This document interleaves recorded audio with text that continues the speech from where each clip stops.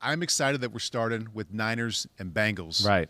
Very good game. Right. Very good game. As Peter King wrote about on Monday, kind of a snapshot of where the NFL is right now. A couple of teams hovering around 500. Yep. A couple weeks they're good. A couple weeks are like, what happened to these guys? Right. And playing for that chance to get into the postseason. Yeah. In mid-December. It's kind of happening all over the league. All over the league, no doubt about it. These are two of the teams that I look at as far as the 49ers and Bengals that I think have a legit chance to make a run if they do get in the playoffs. Agreed. Yeah, I don't look at them as maybe I view some other teams where I go, yeah, they'll probably get in, but I don't know if they can really do damage. I think these two teams can. Like, I would throw both of these teams in the wouldn't be shocked if they ended up in the NFC, AFC championship game if they do get in. Both of them, really. I wouldn't be shocked. I wouldn't. If you sat here and we were in the end of January and you're like, yeah, the Bengals are in the, I'd be like, I'm not shocked. I knew you felt that way about San Francisco. Yeah, Bengals, I do too. I do. I have, again, I think what's different a little bit about the Bengals is the 49ers, just not the experience, not the battle test, right? And we've seen that. The last 2 weeks have resulted in 2 losses. I think because, again, they're still a young, kind of immature team.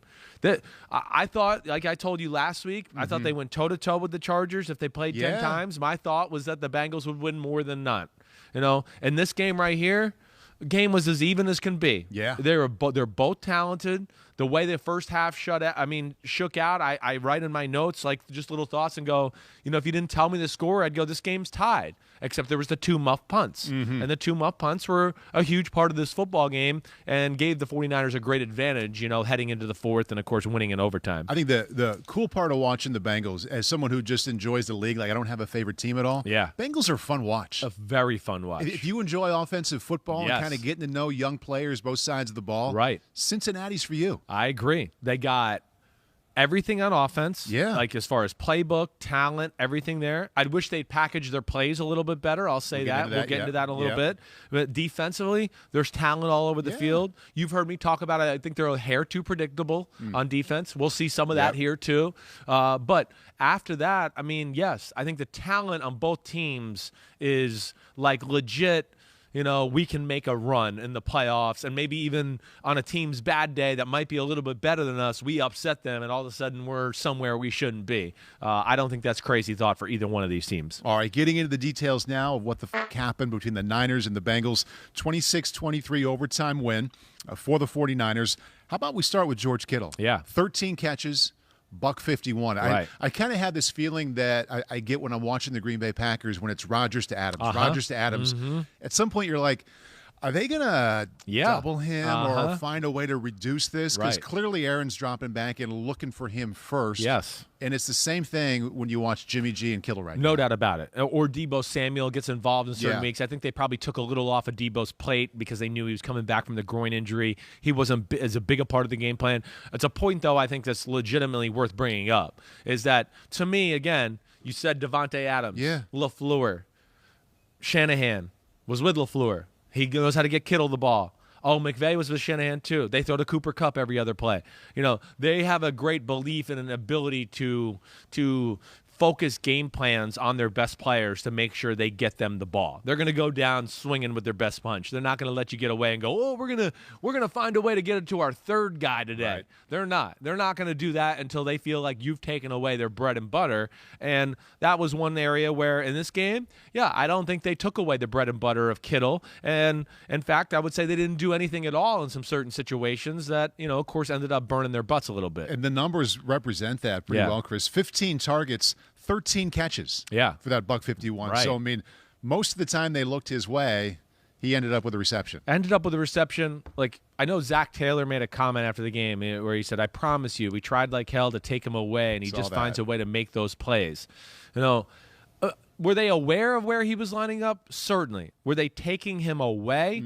Absolutely not. I can't say that. No. Taking somebody away is going out of your way or, outside the box of your normal game plan to go, this isn't happening, right? And that's where I think we'll break down this first play here to kind of show that. I think this is a big catch on the game-winning drive in overtime. Yeah, game-winning drive, overtime. You see Kittle to the right, here. And I mean, again, this fits a lot of my themes all together a little bit just with, yes, they're going to be looking for Kittle in a big situation. That was already apparent during this game. So to me, that's like when you got to this point, Or late in regulation, he has the catch that put them in a position to kick the game-winning field goal. They missed it ultimately, but I want to go Von Bell one-on-one with George Kittle is not trying to take George Kittle away. That's a matchup the 49ers go, oh, we'll throw to him every time then. It's a safety on George Kittle? Sure, we'll take it. That's not taking him away. Again, we're going to see the Bengals in a quarters look here, which you've heard me say. They play this a little too much at times. Yeah. And really,